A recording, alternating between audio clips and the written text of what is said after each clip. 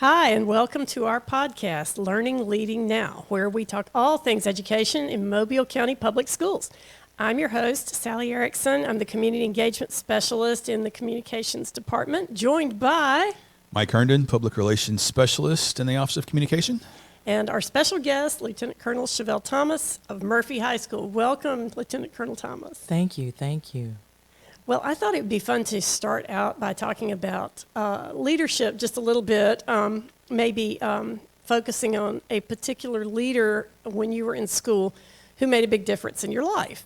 And I think I'll go ahead and say that the leader who made a big difference in my life was my yearbook advisor at Murphy High School. She taught me a great deal about leadership, good and bad, and she indirectly influenced me into becoming a journalist and a communicator, so I'll always be grateful to her for that. Anyone else want to talk about a big leader? Well, a big leader for me was my high school JRTC instructor. As you know, I'm a proud graduate of Manatee Blunt High School, and my senior Army instructor during that time was Lieutenant Colonel Walter Crimmins. He's now retired, but at that time, he was truly an inspiration to me.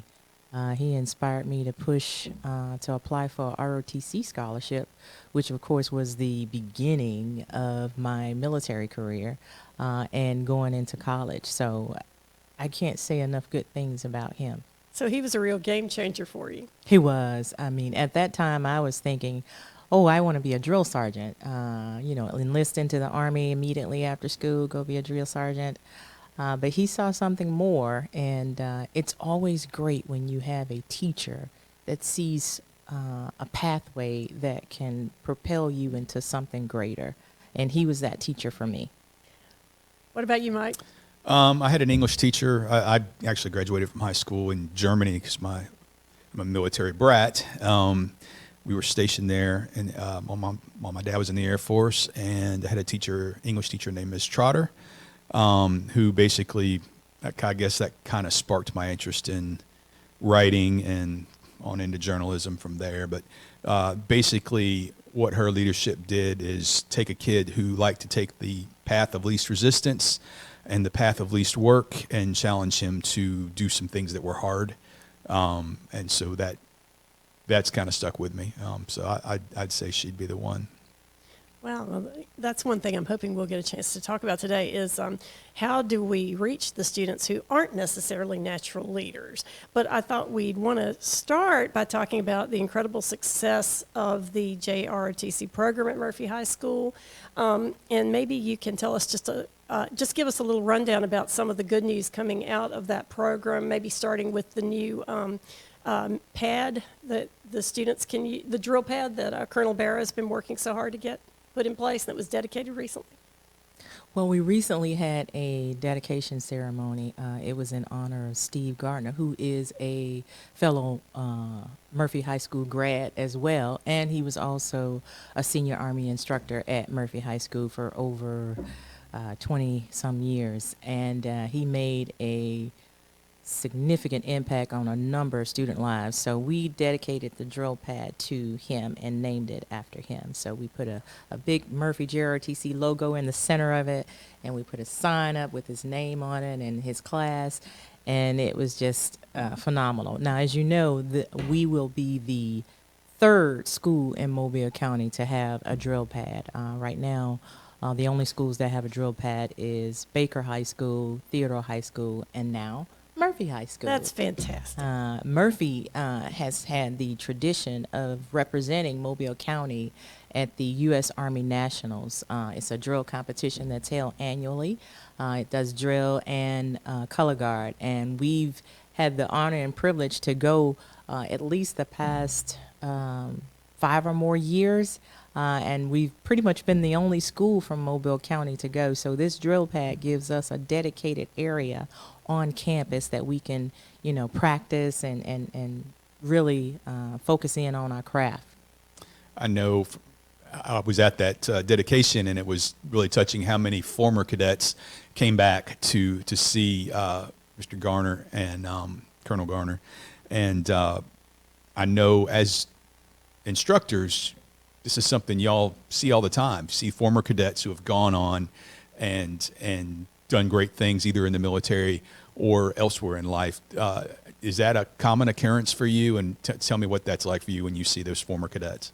Well, as you know, this is my 5th year teaching JRTC, and you think, oh, 5 years, it flew by. But if you can make a difference in at least one child's life, then it's all worth it.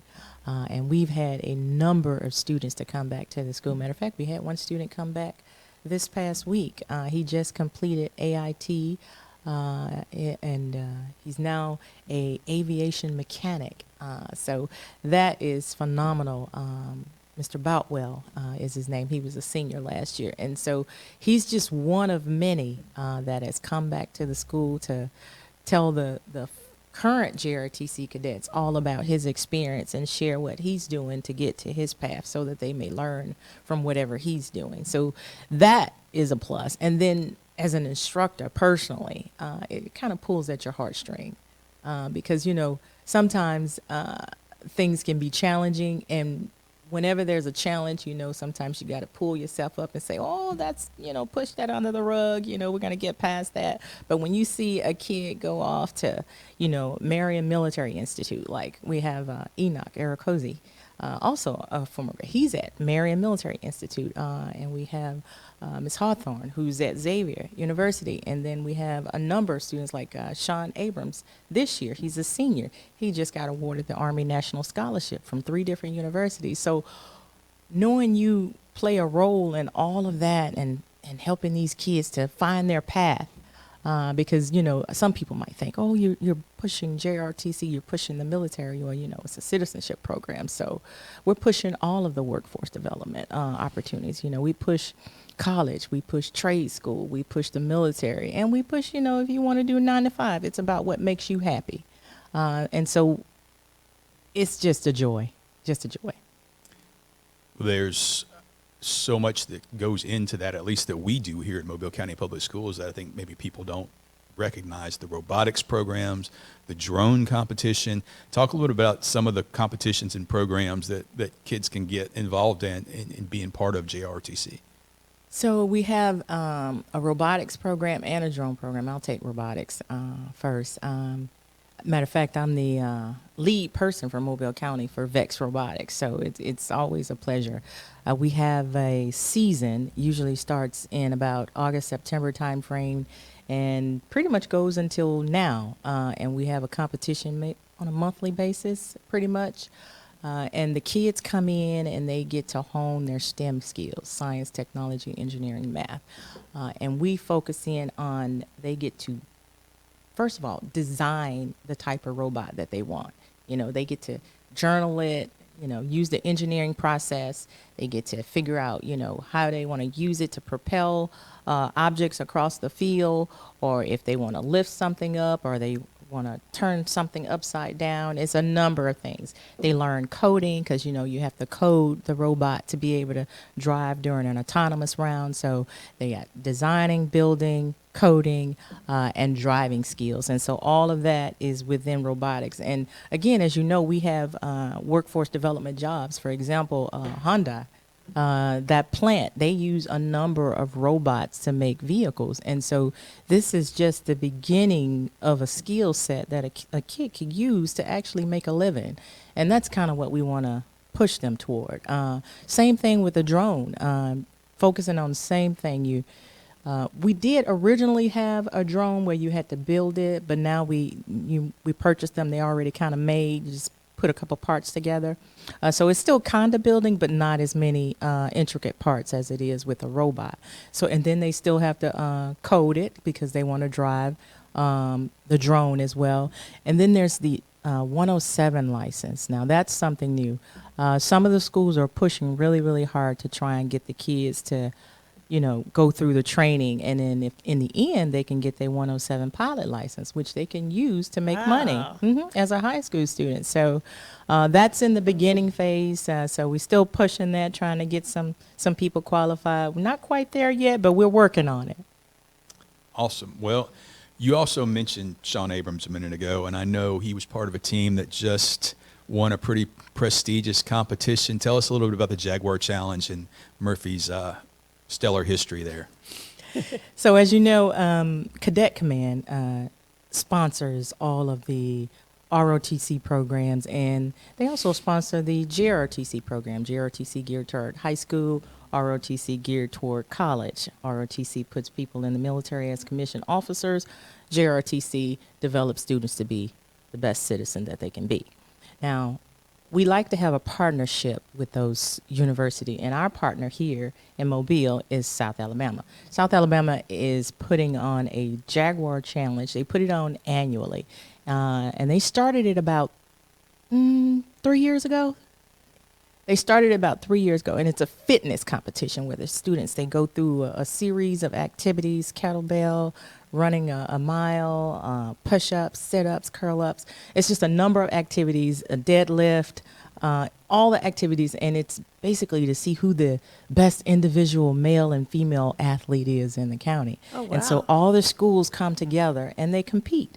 And Murphy has had the prestigious honor of being the winner of the Jaguar, and it's literally a Jaguar that they give you on a base, and It's a really pretty trophy. it is, and they put your name on it. They put the students' names on there, and for the last 3 years, Murphy has taken the gold. And then they That's such also a great record. they give the kids, they give the cadets their own hammer. So Sledgehammer, yeah. yes, it kind of reminds you of Thor, right? Yeah, the it's hammer. a really cool photo. And who was the girl that was with Sean? Christia Abel. So the two of them made a dynamite team. Awesome. Absolutely. Well, I was hoping you could talk to us a little bit about teamwork and how the students in your program learn teamwork to benefit everyone.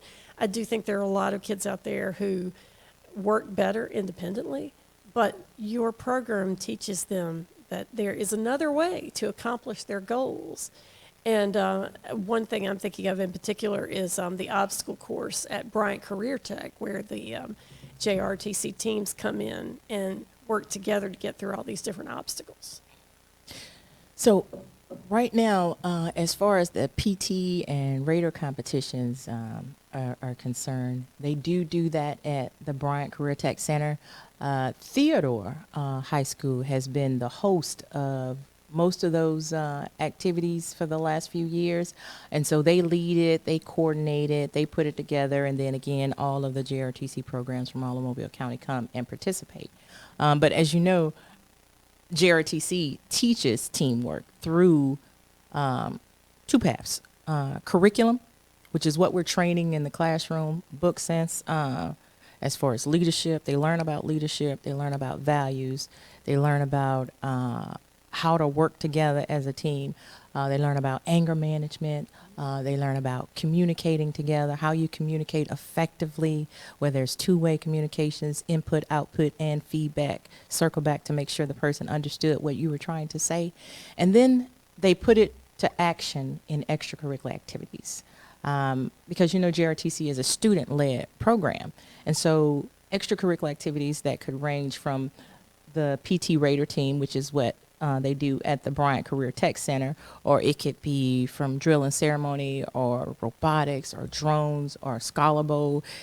Any activity we do in JRTC, they have to put those skills to work because they got to get their peers online with the mission, and everybody has to come together as a team to push forward to try and achieve the objective.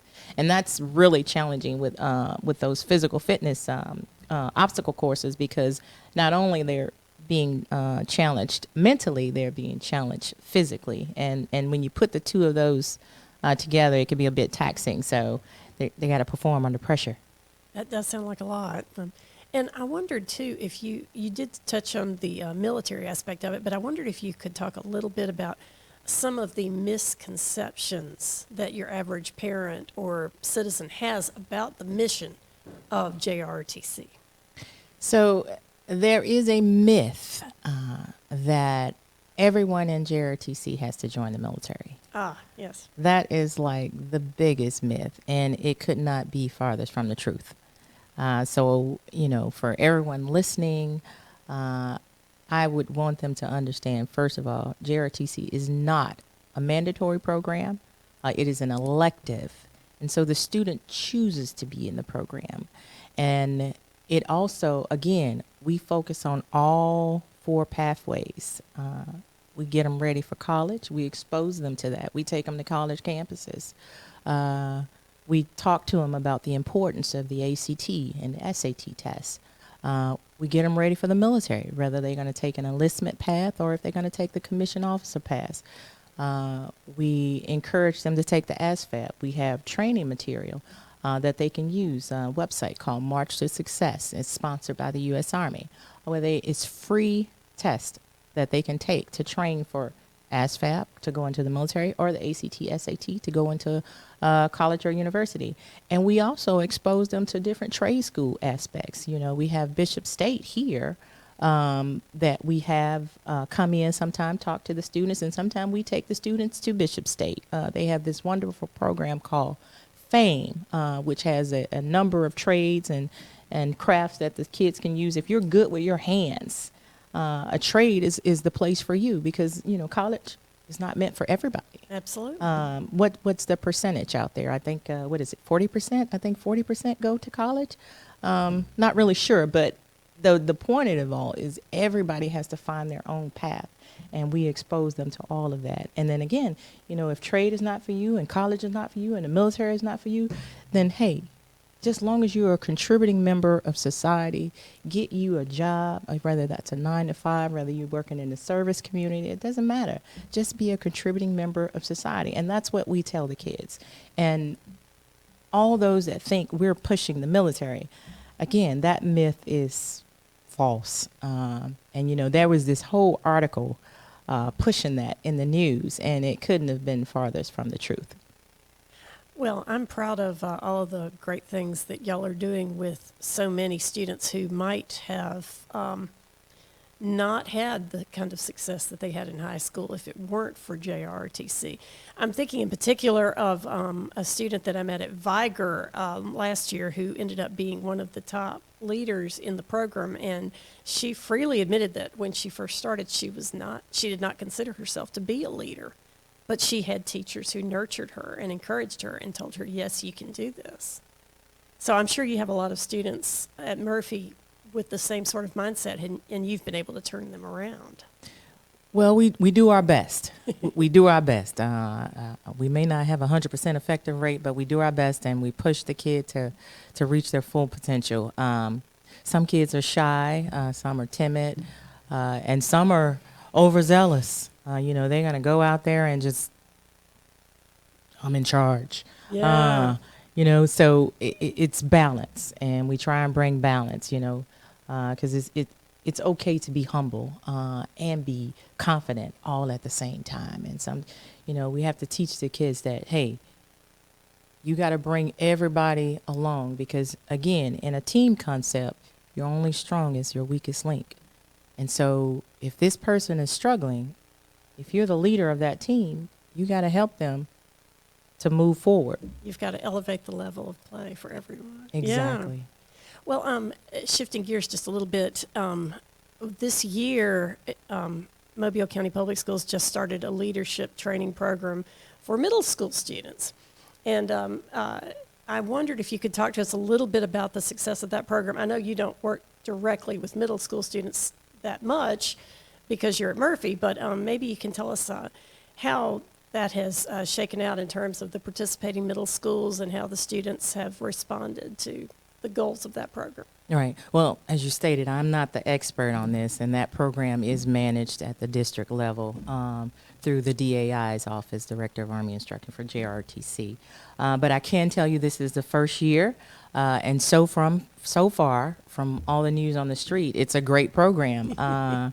We have 7 schools total that are participating in the program, and it's such a success that I think we're going to expand. Fantastic. I think we're going to expand. That decision is being talked about, so we'll see if we expand or not. But there is a lot of discussions going on about possibly expanding the program. But it's at the middle school, so that's 6th, 7th, and 8th graders. And we have a military person that comes in and teaches those students. Again, it's all focused on leadership, teamwork, integrity, values, morals, all of those same aspects that we try to teach in JRTC, but at a earlier level. And they also have some of the same extracurricular activities that we do. They do physical training, PT. They do drill. They do color guard. They also do robotics and drone. And again, the robotics and drone program is through VEX. So they have one that's called VEX IQ for the middle school. So, and we do VEX at the high school level. So they're also doing that, and they also do community service, and that's something that we do at all levels, because it's important that the students know that you have to give back. Yes. It's all of our responsibility to give back into our community. Some of us take it more serious than others. Some of us are more dedicated to that cause than others. But even if it's just a smidgen, everybody should give back in some way or fashion. And a lot of us, you give back in your profession. That they may not even realize they're giving back, but you're giving back in your profession. So the kids at the middle school level, they may do a community service activity where one of the ones we do is we go to the cemetery. And yes. That's kind of a standing engagement, isn't it, to clean the Oakland Cemetery? It Oaklawn is. Cemetery, yeah. It is. And so, that cemetery, it doesn't get the same love that some of the others get. And so even if we can only go out there once a year, that's better than nothing. It's making a huge difference. Exactly, to show that we care. And it also shows the kids how important it is to give back to the community, I imagine. It does. Yeah, It does. learning experience for them as well. It does. And speaking of community service, I know we're talking about LOTC back. I jumped back to JRTC again. That's fine. That's fine. So one of we do a service learning project annually. All of the JRTC programs are required to do a service learning project annually. And basically that's, where you do community service and classroom learning and you combine it and put it to work. Well, this year we went to E.R. Dixon and the JRTC kids taught the kindergartners and the first graders about themselves, their family, and money. So it was the beginning of money. Oh. So it was awesome, and the kids got to play. They did PT with them. They went to the gym with them. They don't call it PT at the elementary school level. They went to the gym. It's with recess. them. Yeah, recess. That's what it's called, recess. But it was such a joy to see that in action because it was like organized chaos with kids running in all kinds of directions. So that was fun. Well, so your kids know, I'm sure, at least by the time they get to be juniors and seniors, that they are role models and that they need to conduct themselves in a manner that inspires others to emulate that good example. And can you talk a little bit about all the different scholarship opportunities that JRTC students get? Because I know every year it's a pretty stunning statistic how much money they've earned with scholarship offers. So, as you know, it's the U.S. military, and the U.S. military, Department of Defense, it consists of 6 branches of the military: Army, Navy, Air Force, Marines, Coast Guard, and I'm forgetting someone. Anyway, Marines. Marines. And so each of those branches of service have their own scholarship. So That's a lot of scholarships. That's a lot of scholarship. So the Marines give out a scholarship, the Navy gives out a scholarship, Air Force gives out a scholarship, and the Army gives out a scholarship. All of them have different requirements as far as fitness requirements, as far as the criteria to be able to actually apply for the scholarship. But most of the scholarships are based off of one acronym, and it's called SAL. Scholar, Athlete, Leader. So they're looking at the student's GPA.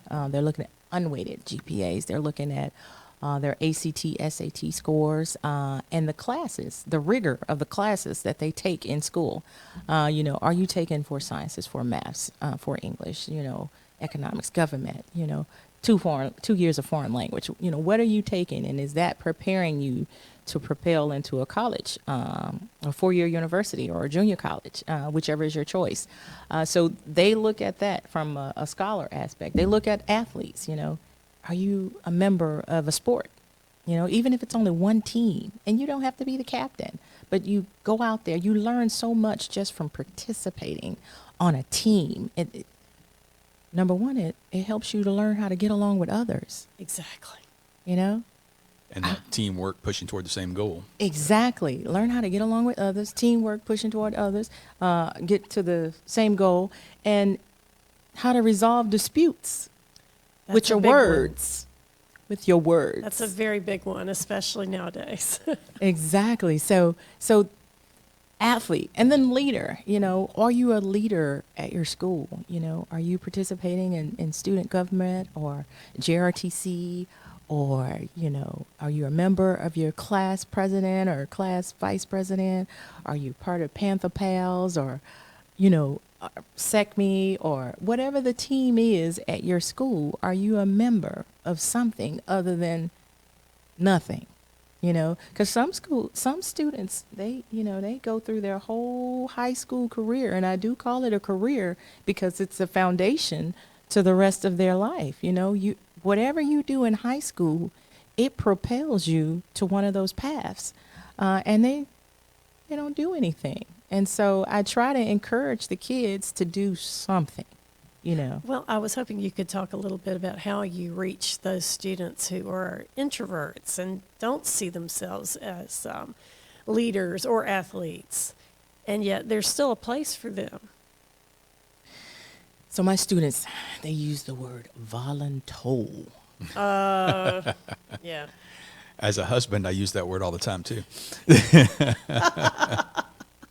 So that's one of the things I will highly encourage a student to go be a part of this. Participate. Ask your mom and dad if you can do it. Well, I don't have a ride. Well, you know, there's other ways we can figure this thing out. You know, talk about it with your parents. Maybe one day a week we can figure out the ride situation. We can come up with solutions. Yeah. Yeah. I know. I think, too, that I was one of those introverted types, but I did end up in a leadership role. But it was kind of like, you get to a point where you just say, gee, how did this happen? Because I didn't ask for it. But there are a lot of students that need that nudging hand or that loving encouragement or however you want to characterize it. I will say that the times, and I've seen a bunch of them come through the cadet brigade commands, the students that are selected for that, who are the top of the top JRTC cadets in the county, when you interview them after they earn those promotions and those positions, I can't tell you how many of them have said, when I started this, I was really shy. I didn't know how to talk to people. I didn't want to say anything. And this is how far I've come. And that's, if nothing else, that is a kind of a testament to the value of the program, that they have become leaders after starting at a place where they didn't feel like they could open their mouths. True. Absolutely. Well, thank you for all you're doing at Murphy and to help our kids. I think I can't really emphasize, I don't think we can emphasize enough how important it is to have people like you working with our high school students. So thank you, Lieutenant Colonel Thomas. That is all the time we have.